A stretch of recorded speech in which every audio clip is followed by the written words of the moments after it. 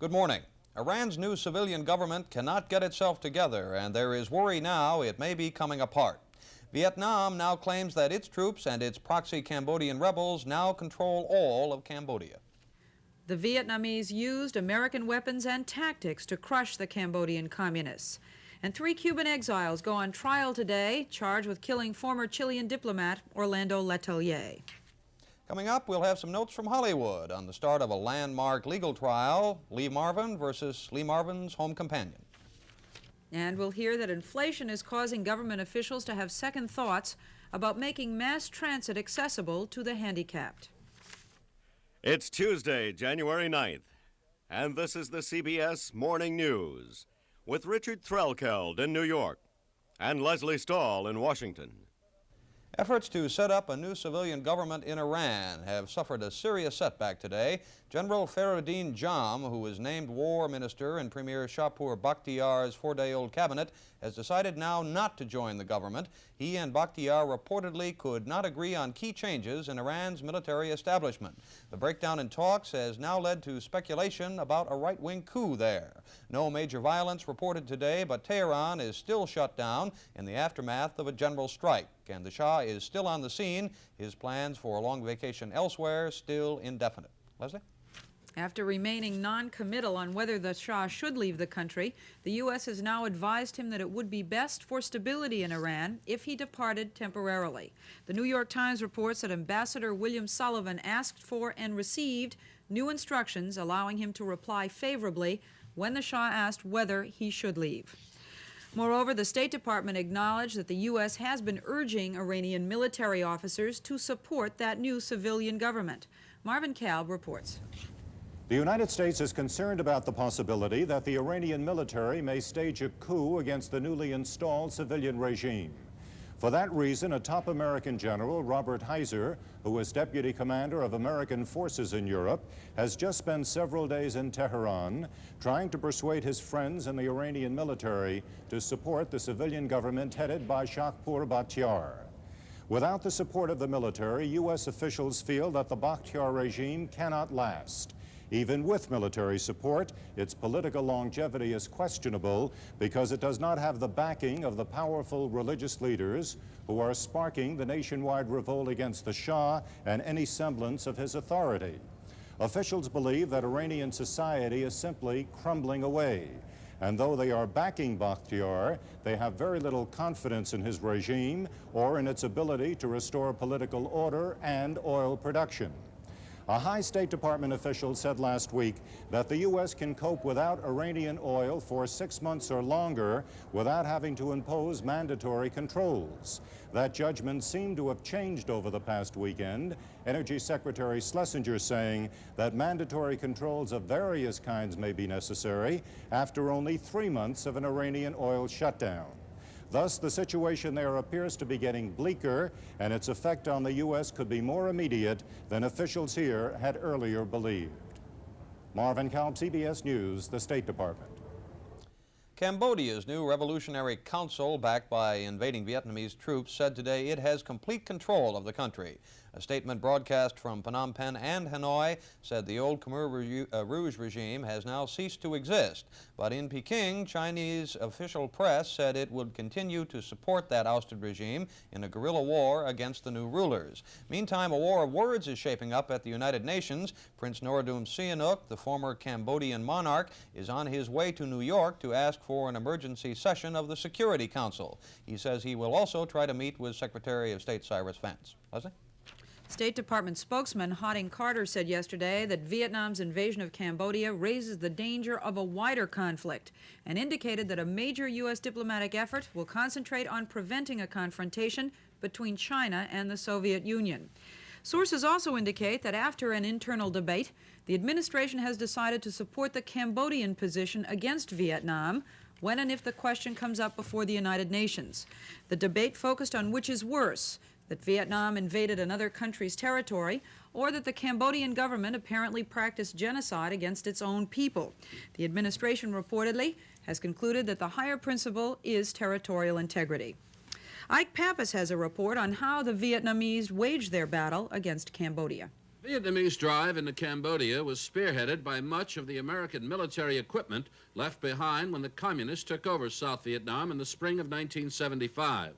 Government sources told CBS News former American Air Force F-5 and A-37 fighters bombed numerous locations in and around Phnom Penh in advance of Vietnamese ground troops who may have used one-time U.S. Army armored personnel carriers to close rapidly on the Cambodian capital. 73 F-5s, 113 A-37s, and at least 1,200 APCs were among the estimated $5 billion worth of American arms and equipment abandoned to the north, included with thousands of rifles, artillery pieces, and tanks. Pentagon sources said since the equipment fell into Vietnamese hands, the communists have adopted American techniques of warfare, the heavy use of airstrikes before armor-led troop assaults. Among the targets hit by the American-made planes, a new airport north of Phnom Penh, several key rail lines, and the port of Kampong Som, formerly known as Sihanoukville. Ike Pappas, CBS News, Washington. The time now, 6 minutes after the hour. Hi, I'm Parker Stevenson. I'd like to tell you something about young people. They get involved with and care about their communities more than most people realize.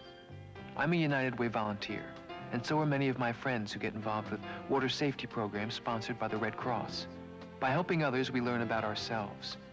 We learn that each of us can make a real difference in somebody's life. You can too, through the United Way. Thanks to you, it works for all of us. The United Way. Frank, you were supposed to take that pill before the meal. Oh, no, after. One's not enough. You got to take two, and it's before meals. You take all medicine after meals. Daddy, why don't you read the label? Don't trust your memory with medicine. Read the label. It tells what it's for, when and how much to take, even when not to take it. So don't trust your memory. We're all wrong. From now on, I'll read the label. The Council on Family Health. Hey, hold it. Now, you say you can see me as a nuclear medicine technologist? You got it. Come on. Hold it. We can see you a respiratory therapist, dental hygienist, health services manager. Who's your friend, Johnson? With 200 jobs in healthcare, we can see you... Wait a minute, what kind of care? Healthcare. You sure you got the right guy? That's a good question. Tell me, are you taking science and math in high school? Yeah? We're sure. Well, that's it? Not quite. After high school, you'll need training. Some jobs take 6 months, others a few years. Simple, huh? Simple? No. Possible? Yes. Read about it. Think about it. For your free copy of 200 Health Careers, write National Health Council, Box 40, Radio City Station, New York, New York, 10019. Is this for real? It's for real.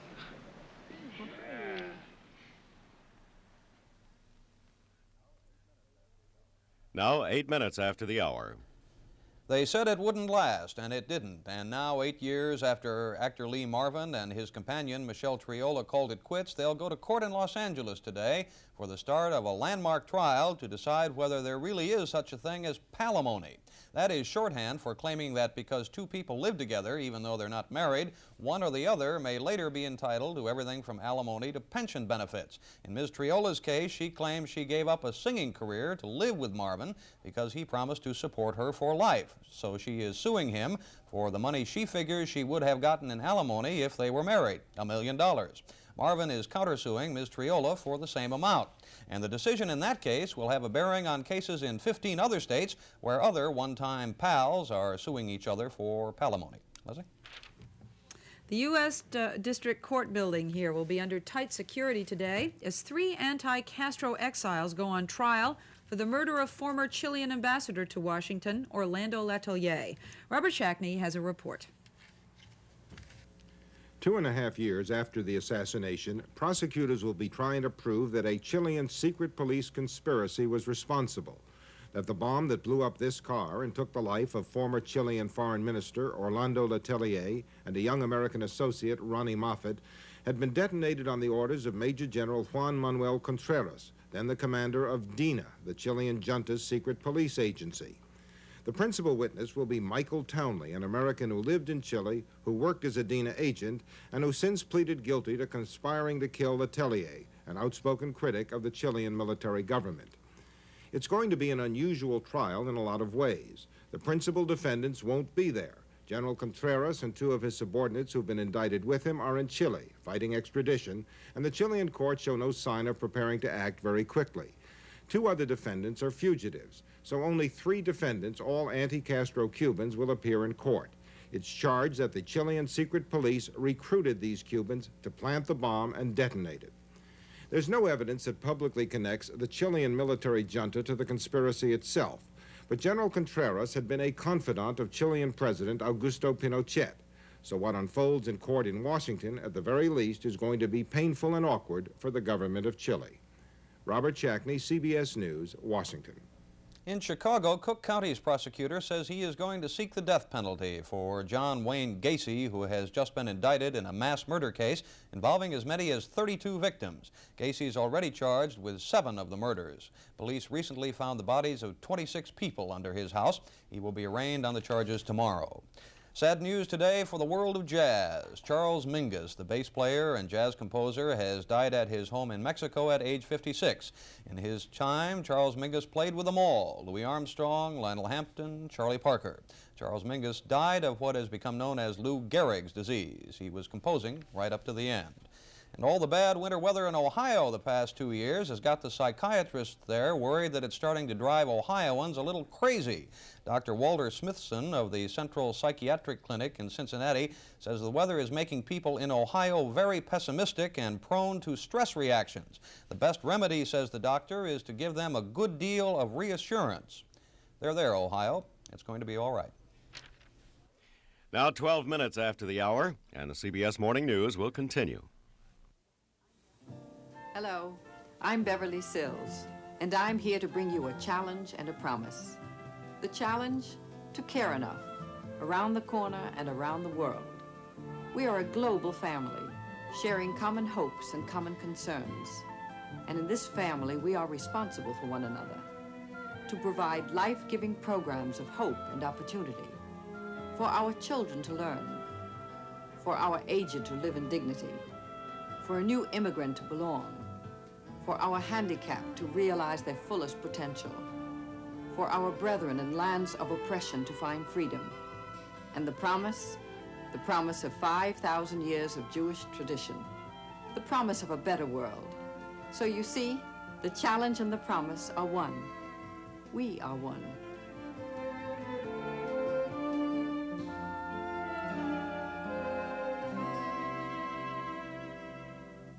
Somebody in my outfit had to be giving you information. I want him. John Wayne in Rio Lobo, the CBS Tuesday night movie at 9, 8 Central and Mountain.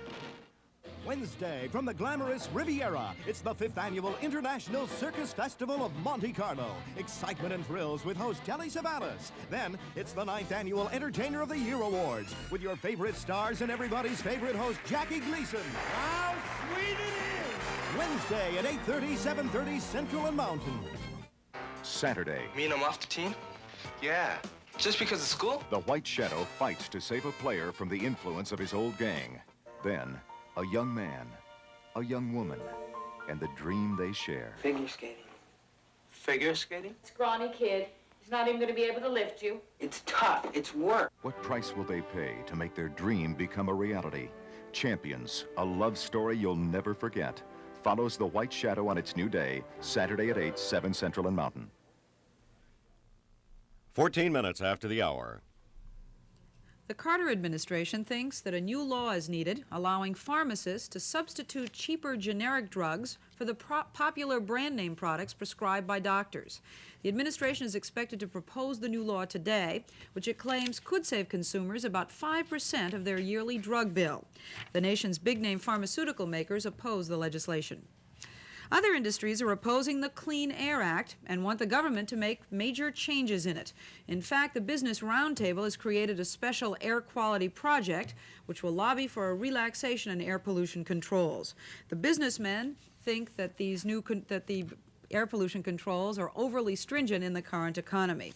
And industry will have as its allies several city governments, which are finding it impossible to finance the enforcement requirements, such as vehicle inspection. Now here's Ray Gandolf with a most valuable and very rich ball player, plus some other sports. Ray? Well, Dick, when Pete Rose signed that 4-year contract with the Philadelphia Phillies for $800,000 a year, you knew that Jim Rice couldn't be far behind. And yesterday, the Boston Red Sox announced that they have signed the American League's most valuable player to a new 7-year contract for a reported $5.4 million. That makes Rice the highest paid baseball player in history in total salary. But if you indulge in a little long division, you'll find him still about $30,000 a year short of Rose in annual salary. South African heavyweight Kali Kanotsi has had his entry visa to the United States revoked. And that blocks his scheduled fight Saturday night in Miami with Bill Sharkey, a fight opposed by American civil rights groups. Kanotsi, a former policeman, once shot a young black man in the legs during a demonstration. In a major college basketball upset, Vanderbilt beat previously undefeated and 5th-ranked Louisiana State last night 88-87. In the NBA's only game, Milwaukee beat Houston 116-104. The only critical thing at stake in last night's National Hockey League game in Montreal was Guy Lafleur's 20 consecutive game scoring streak, and preservation took a long time.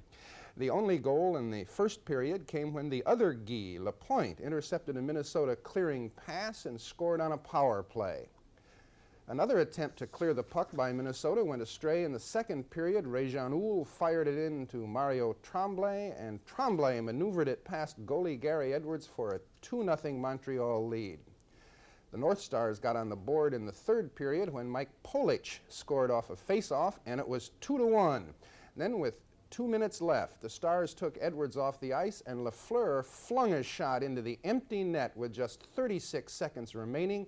Montreal won 3-1. His scoring streak now 21 games, 7 short of the league record held by Guy Lafleur. One other game last night, Vancouver beat Toronto 5-1. Last November, General Manager Joe Thomas of the San Francisco 49ers in the sports jacket, after firing Pete McCulley, put his arm around Fred O'Connor and announced that O'Connor was the new coach who would lead the 49ers out of the wilderness of the National Football League. Yesterday, Thomas and O'Connor were fired, and the 49ers, still in the wilderness, are expected to hire Stanford coach Bill Walsh. And the International Skiing Federation disqualified Ken Reid of Canada, winner of a World Cup downhill race in France last Saturday, for wearing an illegal suit. The outfit was not sufficiently porous, something to do with wind resistance. And we were relieved to hear that. With all the advertising that those skiers carry on their gear, we thought for a minute that Reid might have been disqualified for boosting some Canadian mineral water on his bottom instead of Perrier. The time now, exactly 18 minutes after the hour. When your engine begins to sound noisy and performance drops, first aid is available in K-Site Motor Honey. You add it to your crankcase oil. Motor Honey plates engine parts with a tough, slippery oil film to help your car run quiet and smooth. For pocket change, get K-Site Motor Honey wherever automotive products are sold. It's guaranteed to work to your satisfaction or double your money back. Just send proof of purchase to Hastings Manufacturing Company. You're looking at all the life insurance policies you may ever need. One policy that, as your needs change, allows you within limits to raise or lower your coverage. Raise or lower your premium payments. One policy that eliminates the need to choose between cash value and term protection. One policy you can buy today that will meet your changing needs tomorrow. New adjustable life from the Banker's Life. For facts, write The Banker's Life, Des Moines, Iowa. When a family's building up an appetite, what's the natural snack? Snack goes granola. Nature Valley granola bars. Those crunchy treats of 100% natural ingredients. No additives, no preservatives. Wholesome and delicious. In cinnamon, oats and honey, coconut, and peanut. Families are together on Nature Valley granola bars. Snack goes granola. Can you get your wash clean, bright, and soft for free? These Purex products save you so much, it's like getting 59 free wash loads a year. You know how Purex bleach saves, but do you know that Purex heavy-duty detergent and Purex Toss and Soft fabric softener save you about 19% over the leading brands? Use these Purex products. If you do an average number of wash loads, it's like getting 59 free wash loads a year. Purex products perform and save. 20 minutes after the hour. The Supreme Court agreed yesterday to hear arguments about whether universities must admit students with handicaps if the schools believe those students are incapable of handling their chosen careers. This will be the first case before the court involving the handicap clause in the Federal Rehabilitation Act. Meanwhile, proposed rules that would allow the disabled access to public transit have run up against the drive to limit government spending. Barry Serafin reports. Impatient because of inaction by the Ford administration, representatives of handicapped Americans demonstrated at the Department of Health, Education, and Welfare soon after the Carter administration took office, demanding the implementation of a 1973 law. That law prohibited the exclusion of the disabled from any federally subsidized program. Soon after the demonstrations, HEW issued regulations to carry out that statute. One result has been a proposed requirement by the Transportation Department that all mass public transit be made accessible to the handicapped. In Washington's metro subway system, for example, it is expected to cost $65 million to install elevators at each station for those in wheelchairs. Of the 200,000 people who ride the still-to-be-completed metro each day, only about 20 are in wheelchairs. Modifying old existing rapid rail systems would cost even more. In New York, officials say it would bankrupt the city. In Chicago, the cost is estimated at more than $900 million. That would exceed the total capital investment in that system since 1890. The estimates run to several $billion nationwide, and that, says an industry representative, is too much money to spend on behalf of too few people.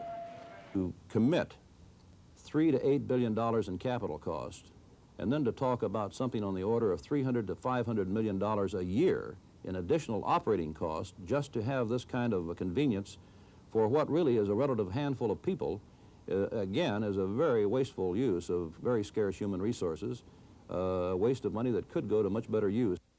Those who represent the disabled see the new federal law as a matter of basic civil rights and argue that savings are possible through reduced dependency on other federal programs.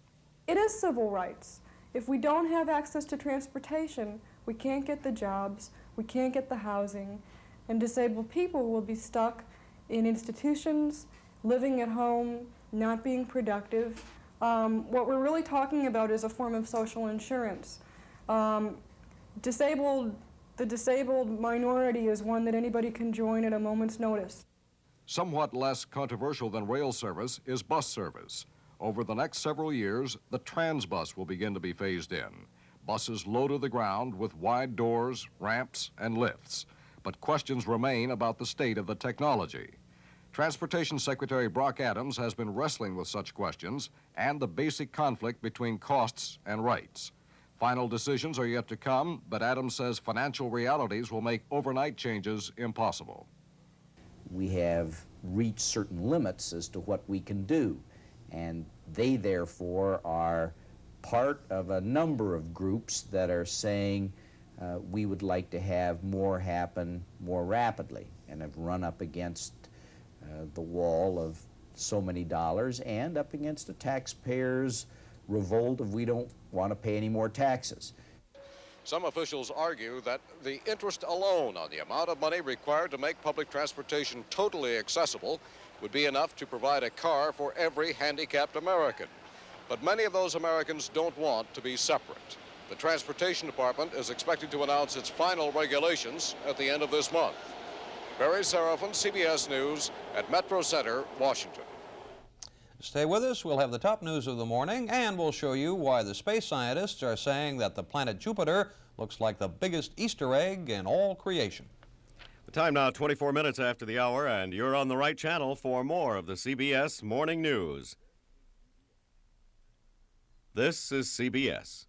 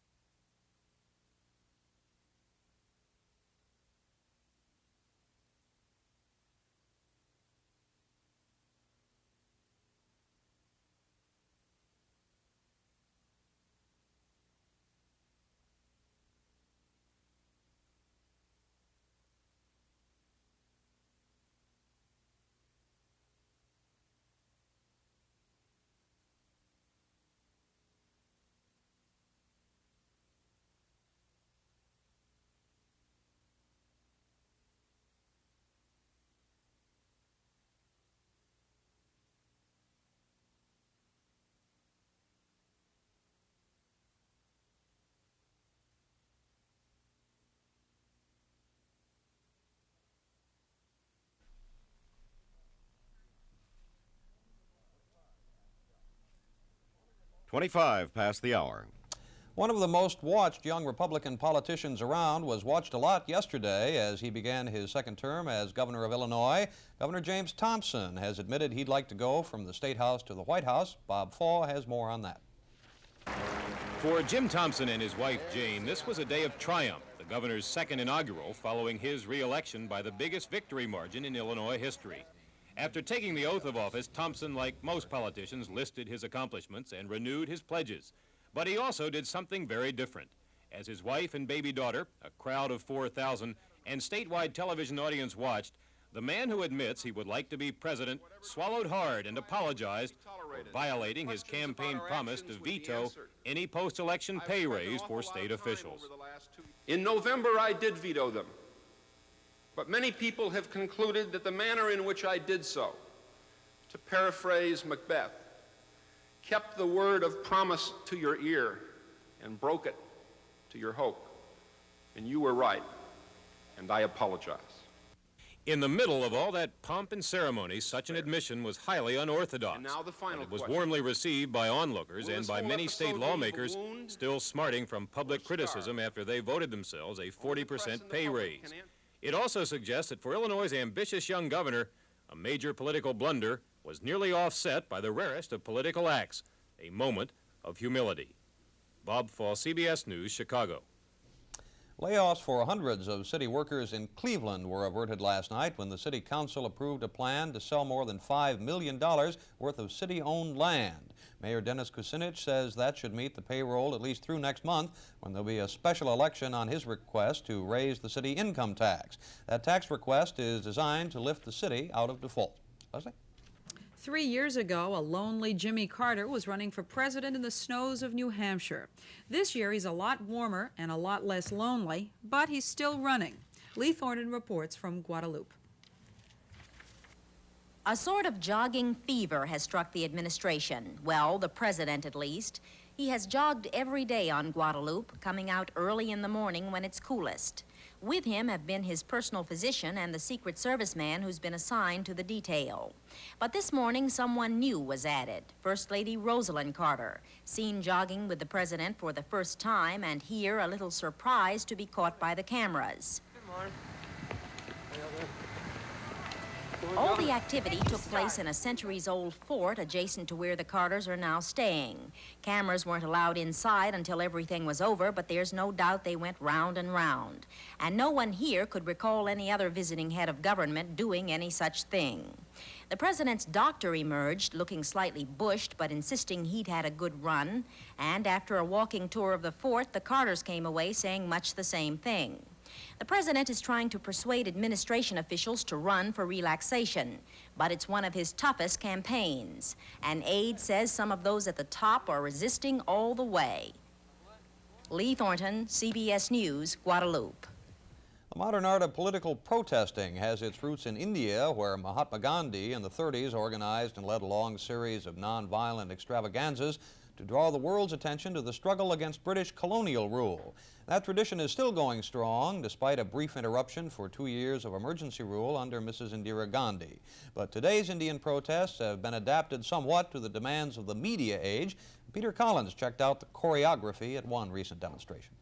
Another day in New Delhi, with Indian camera crews filming another spontaneous political demonstration, orchestrated by one of the many contenders for power here. Every player has his own role in this time-honored scenario. Alert troops, camera crews equipped with stepladders, police, onlookers, and of course, the demonstrators themselves. The police are quite used to handling this type of event. When the people come in a procession and demonstrate and they defy the prohibitory orders, we take them into custody and take them to the police station and send them to the jail. Also part of the proceedings, but not visibly part of the scene, a traditional payment to the demonstrators, a practice no one here is willing publicly to admit. No, I cannot say anything. I cannot say anything. I do not know. As the little plot draws to a close, the participants put down their props and stroll off the stage. All of this took about 10 minutes. As soon as it was over, traffic here returned to normal. Peter Collins, CBS News, New Delhi. We're now coming up on 31 minutes after the hour, and you're watching the CBS Morning News with Richard Threlkeld and Leslie Stahl. This portion is sponsored by Changing Times, the money-making, money-saving Kiplinger magazine. In the next half hour, we'll have a report from Peking on a long talk between some American senators and Chinese Vice Premier Deng Xiaoping. And we'll hear about how one company came up with a crucial modification of the president's anti-inflation program. In our top story this morning, Iran's new premier, Shapur Bakhtiar, was supposed to present his new cabinet to Parliament, but he has not been able to put the pieces together. The key stumbling block, the refusal of General Feridun Jam, who was selected as war minister, to go along with changes in the role of the military. Meantime, some other opposition leaders have been jockeying for position, anticipating the failure of Bakhtiar's efforts to restore political stability. Yesterday, there was a mass demonstration called by the Ayatollah Khomeini, the exiled Muslim leader, and Bob McNamara reports on that. Ayatollah Khomeini's declared National Day of Mourning brought trouble back to the streets of Iranian cities. In Tehran, angry mobs roamed avenues and alleys, chanting death to the Shah, and condemned Iran's new prime minister, Shapur Bakhtiar, as a puppet of the Shah's regime. Some protesters challenged Iranian troops to kill them, and it's reported the nationwide death toll from the day's demonstrations was at least 24 killed and 100 wounded. A few Western diplomats saw the trouble as a possible attempt by Khomeini forces to seriously jeopardize Prime Minister Bakhtiar's chances of getting his new cabinet approved by the Iranian parliament on Thursday. And the demonstrations nationwide appeared to erode a degree of support Bakhtiar had enjoyed.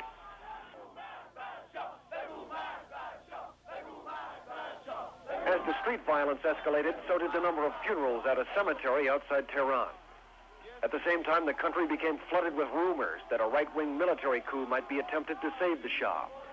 There were also reports the Shah's royal jet had been placed on standby in case the monarch wanted to flee the country on short notice. The palace denied the stories, saying the Shah did not intend to go anywhere until law and order was restored. Bob McNamara, CBS News, Tehran. The U.S. has quietly shifted its policy in Iran away from full support for the Shah to full support for the Bakhtiar government. The New York Times reports that Ambassador William Sullivan has now advised the Shah that it would be best for stability in Iran if he left the country temporarily. But officials acknowledge that if he does leave, it may be very difficult for him to ever return. Moreover, the State Department has acknowledged that an American four-star general is in Iran trying to persuade the military generals there to switch their allegiance from the Shah to Bakhtiar. On the question of Cambodia, the Carter administration has decided to take the side of the fallen Cambodian government against Vietnam when and if the issue comes before the United Nations.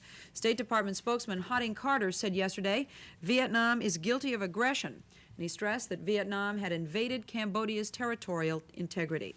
However, Carter made clear the United States' first priority is to prevent the conflict there from growing into a confrontation between China and the Soviet Union.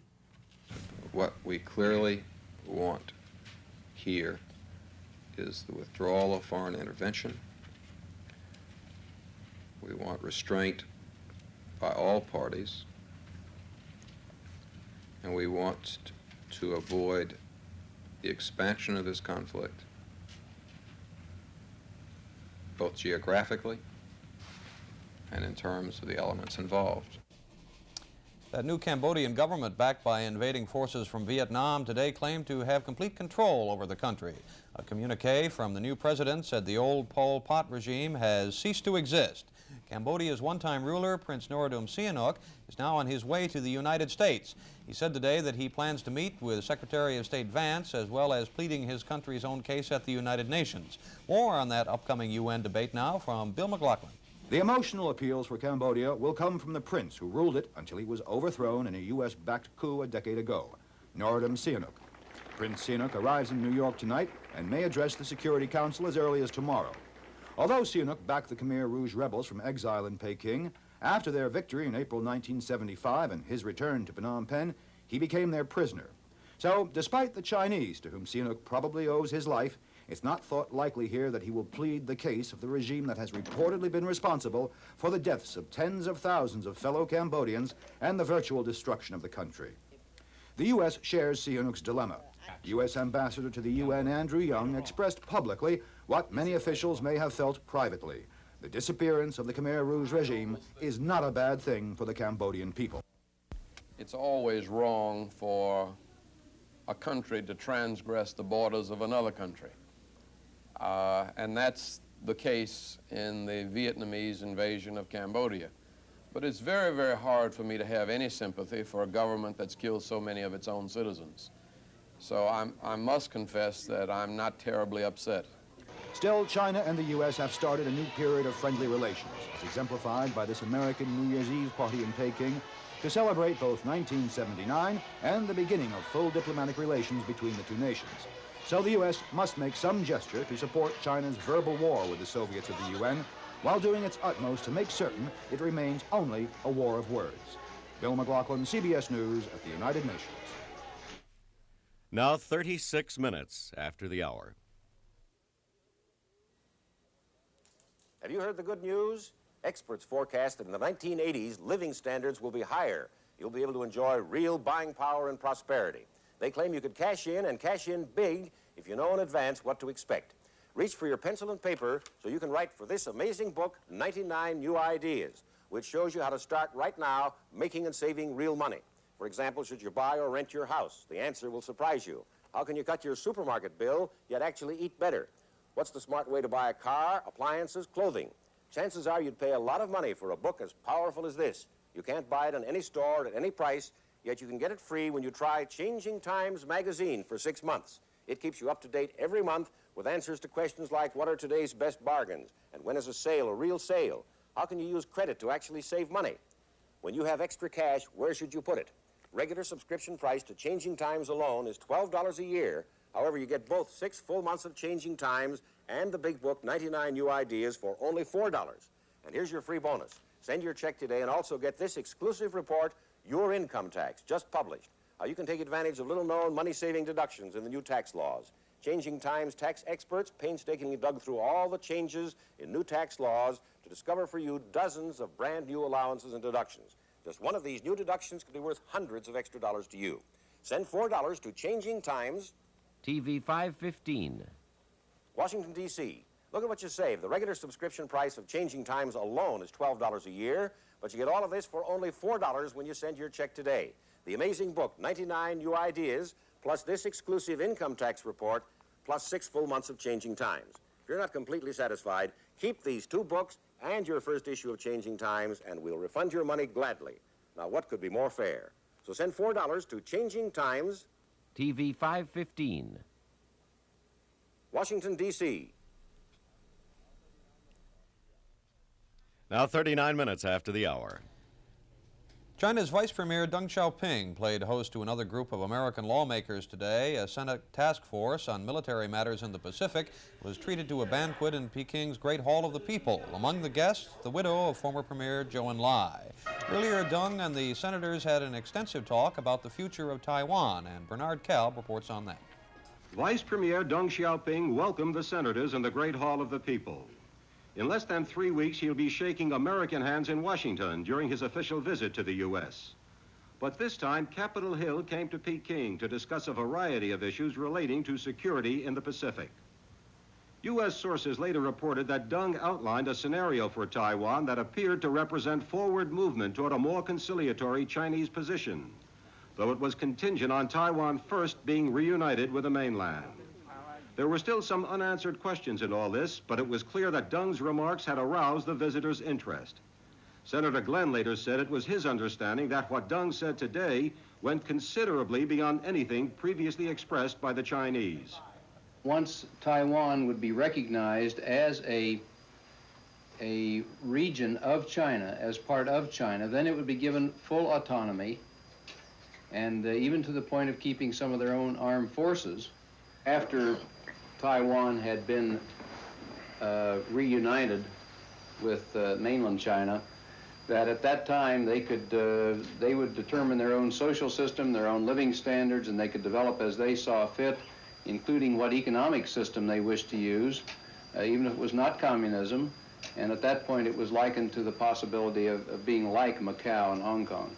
Even beyond the significance of Deng's remarks, his readiness to meet with the senators had a dimension of significance.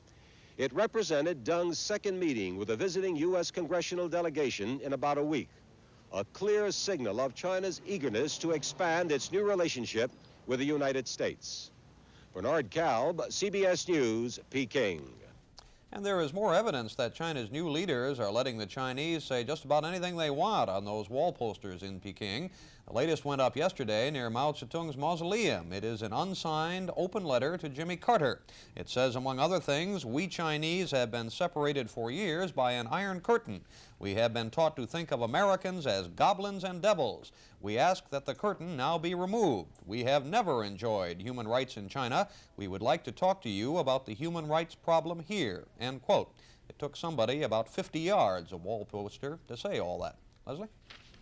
President Carter returns to the White House tonight from Guadeloupe after spending 2 days in the sun. Yesterday, he and Mrs. Carter jogged around an ancient fortress and then went into seclusion at a seaside villa. Robert Pierpine, also in sunny Guadeloupe, has a report on the Big Four summit. After 5 days of fun in the Guadeloupe sun, it's back to the cold reality of Washington for Jimmy Carter. Of course, it wasn't all sand and surf for the president, who did spend some time in conference with France's President Giscard d'Estaing, who convened this Sunshine Summit, and with Britain's Prime Minister Callahan and West Germany's Chancellor Schmidt.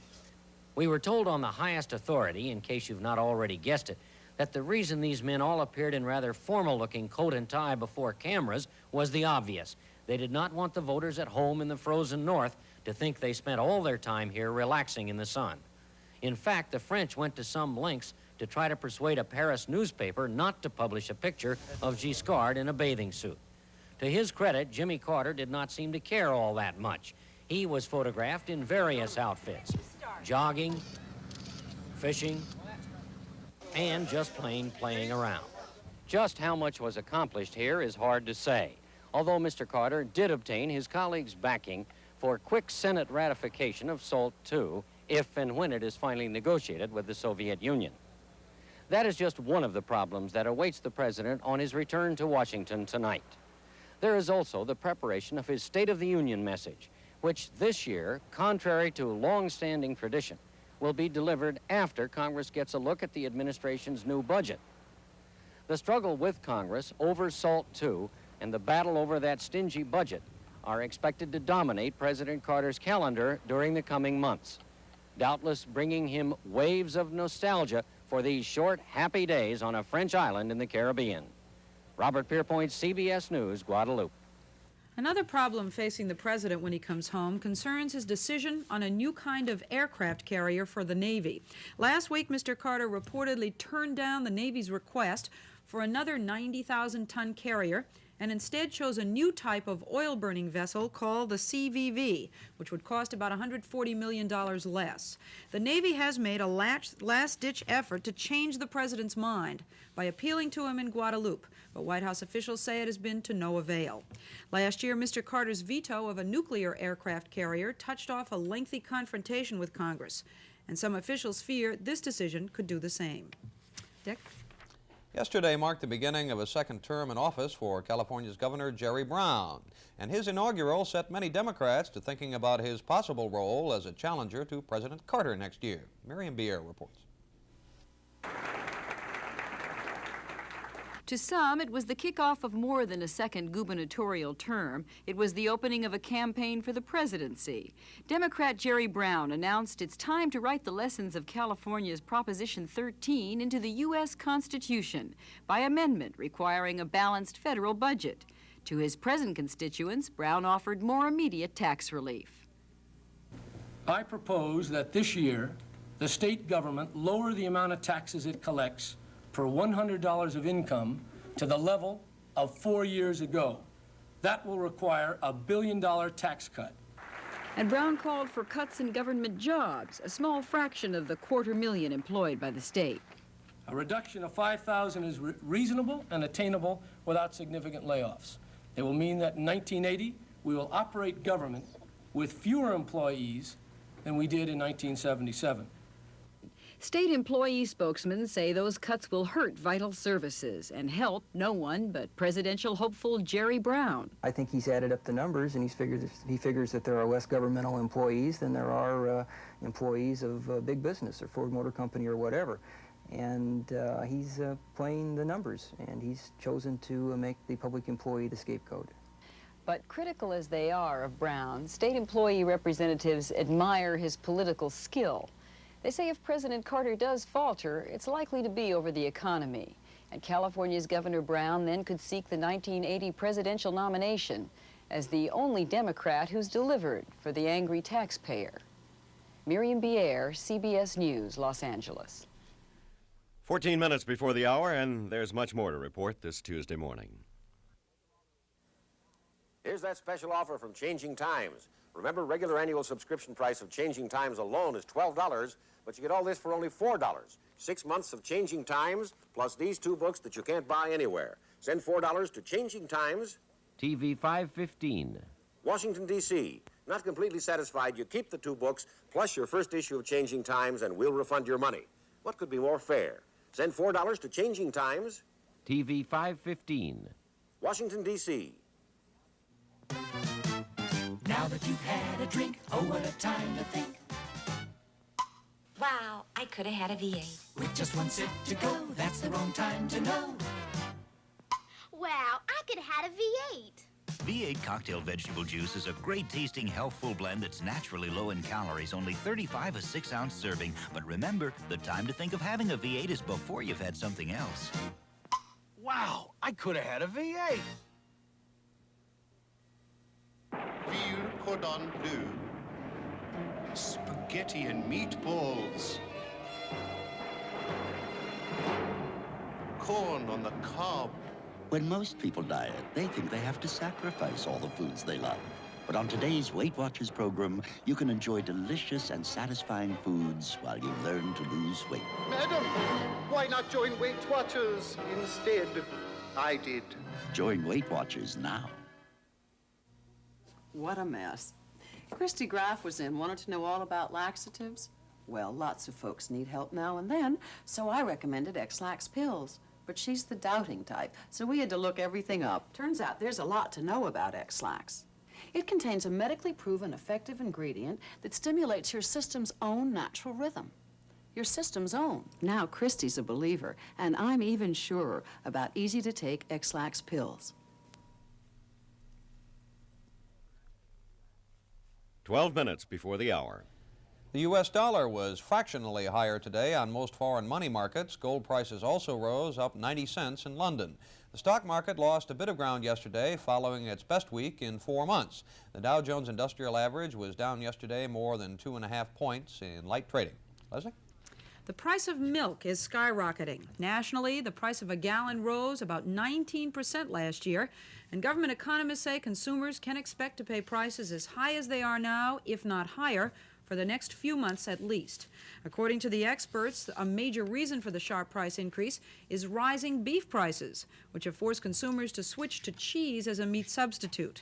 In this world where supply and demand dictate prices, the increased appetite for cheese is forcing the price of your bottle of milk to rise. George Herman has a report on a company that convinced President Carter to modify his anti-inflation program. The Payco Company of Minneapolis has come up with a small but crucial modification of the administration's wage guidelines. It has incorporated the administration's proposed real wage insurance plan as a part of a union contract. Under the real wage insurance proposal, President Carter wants Congress to give workers a tax refund equal to the difference between the allowable pay increase of 7% and the actual rate of inflation for the year. Congress, though, has indicated some reluctance and may leave workers without this unique protection against inflation of more than 7%. Payco offered its workers the allowable 7%. They struck for more, and eventually Payco made its unusual offer. The company would pay the difference between the 7% and the official rate of inflation at the end of a year, up to the inflation rate of 10% as in the administration's proposal. The workers accepted, and the agreement went to Washington to see if it was in compliance with the guidelines. The question went all the way up to the president, and eventually the Payco plan was ruled to be in compliance. The reasoning was that since inflation next year is officially predicted not to exceed 7%, the plan would cost nothing. The official reasoning is more like an official fiction, since a lot of people, both in and out of the administration, think inflation will exceed that magic number.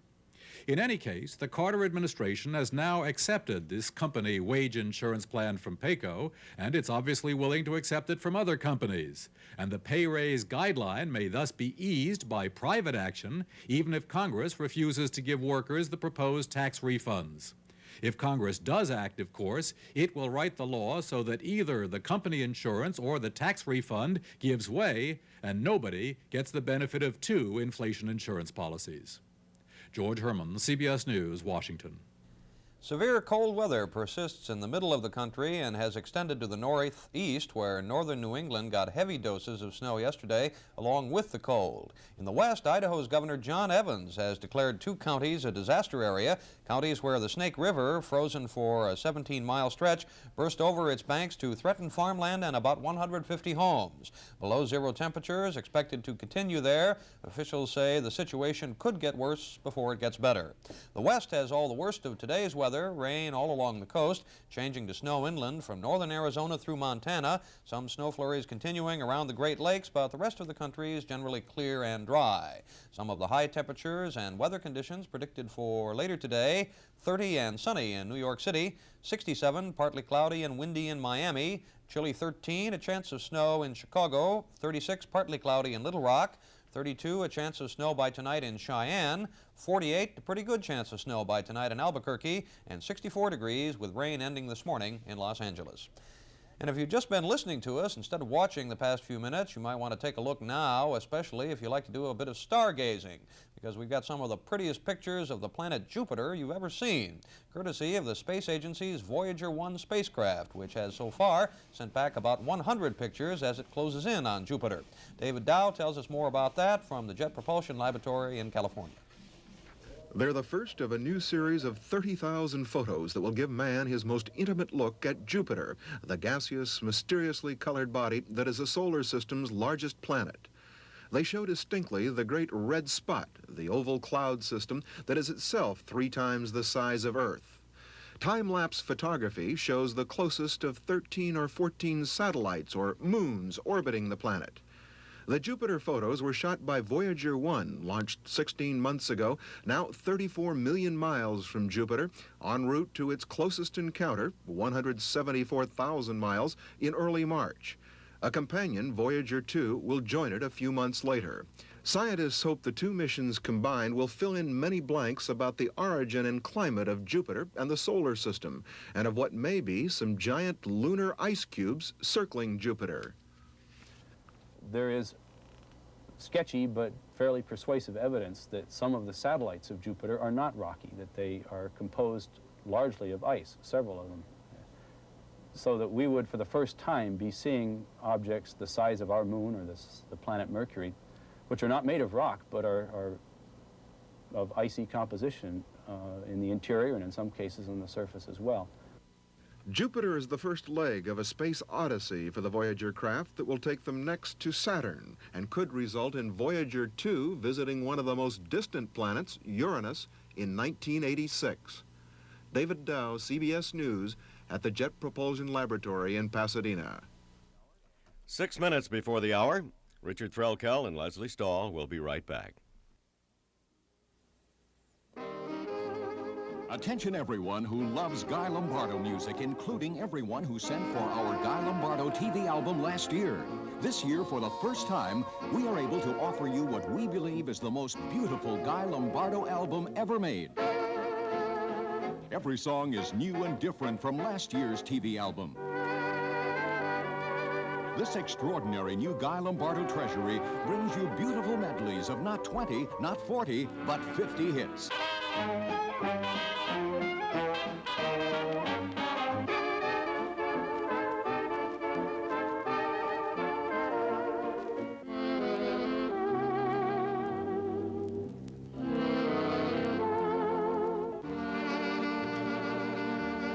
You get the most loved hits of your life.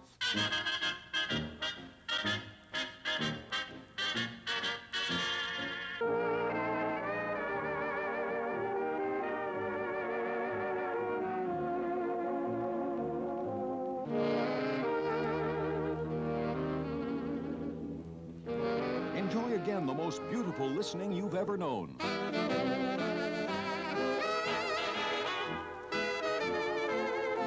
Guy Lombardo, 50 years, 50 hits. A completely new collection of beautiful medleys, now yours for the first time.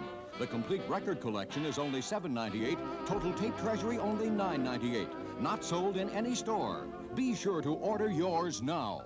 Rush, $7.98 for record album, $9.98 for 8-track tape to 50 Guy Hits. Box 3535, Grand Central Station, New York, New York. You must be delighted, no money back.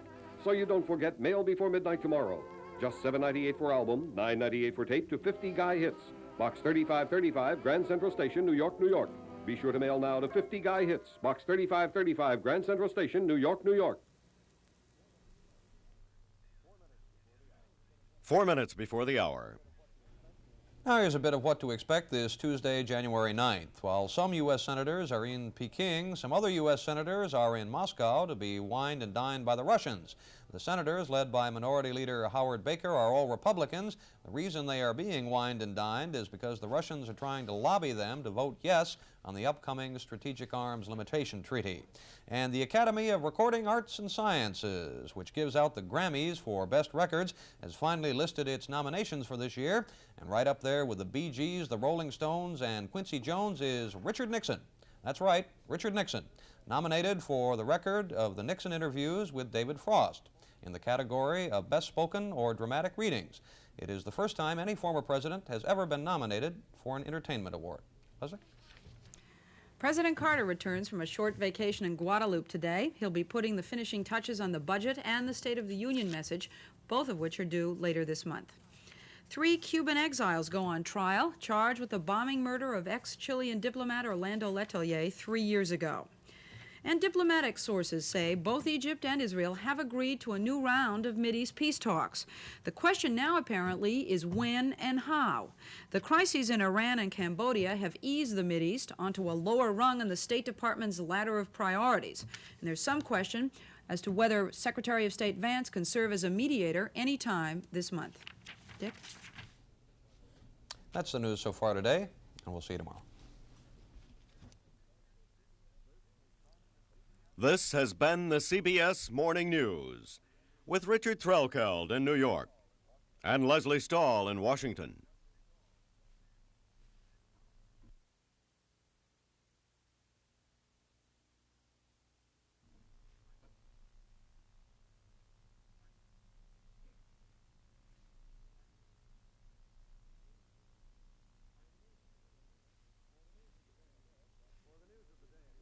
For the news of the day ahead, watch the CBS Evening News with Walter Cronkite tonight. Somebody in my outfit had to be giving you information. I want him. John Wayne in Rio Lobo, the CBS Tuesday night movie at 9, 8 Central and Mountain. That's tonight on CBS.